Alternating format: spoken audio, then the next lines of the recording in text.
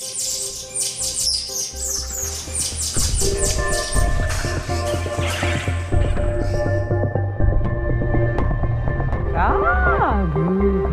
far della sera.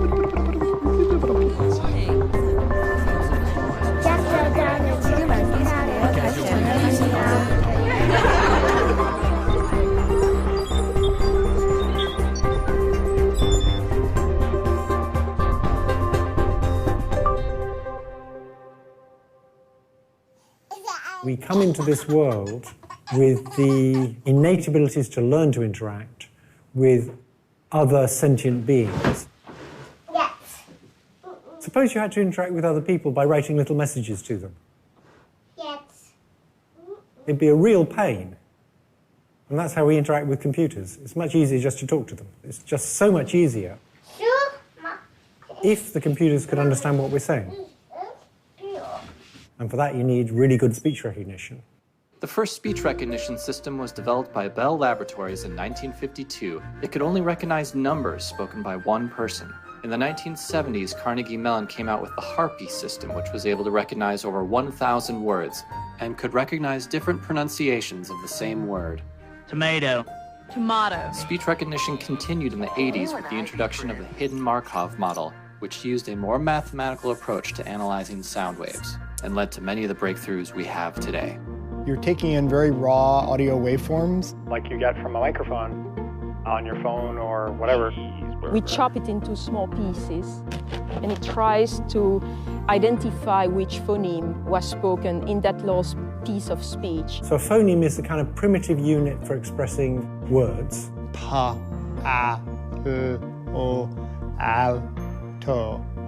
And then it will want to stitch those together into likely words like Palo Alto. Speech recognition today is quite good at transcribing what you've said. What's the weather like in Topeka?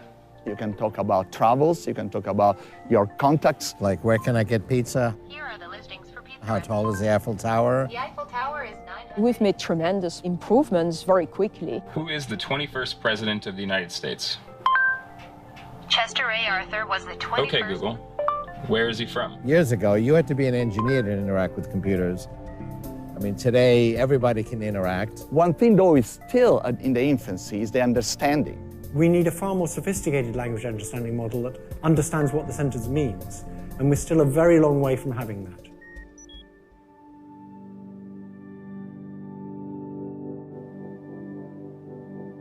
Our ability to use language is one of the things that helps us have culture. It's one of the things that helps us pass on traditions from one generation to another. Figuring out about how the system of language works, even though that seems like a really easy problem, turns out to be one that's really hard, but that every baby has cracked by the time they're 2 years old. There's two L's. There's two L's, yeah. E-L-L-I, and then E. Language is extremely complex and sophisticated. From the semantics, irony, strong accents, facial expressions, human emotion, because that's part of how we communicate. Humor. Do I have to be careful not to offend the dinosaur? Language has so many different layers, and that's why it's such a difficult problem. At present, the human brain and the learning algorithms in the human brain are far, far better at things like language understanding, and they're still a lot better at pattern recognition. So whether or not we replicate exactly what the brain does to understand language and to understand speech is still a question.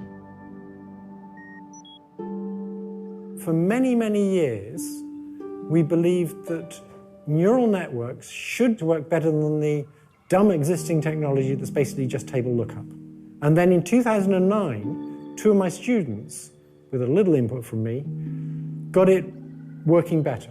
And the first time it just worked a little bit better, but then it was obvious that this could be developed to something that worked much better. The brain has these gazillions of neurons all computing in parallel, and all of the knowledge in the brain is in the strength of the connection between neurons. What I mean by a neural net is something that's simulated on a conventional computer, but is designed to work in very, very roughly the same way as the brain. So until quite recently, people got features by hand engineering them.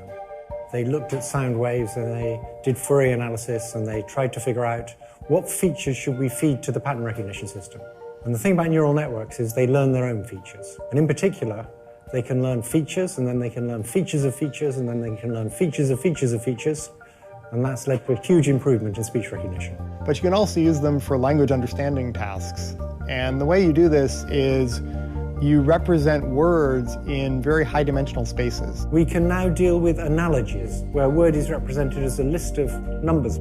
So, for example, if I take the list of 100 numbers that represents Paris, and I subtract from it France, and I add to it Italy, and if I look at the numbers I've got, the closest thing is the list of numbers that represents Rome. So by first converting words into these numbers using a neural net, you can actually do this analogical reasoning.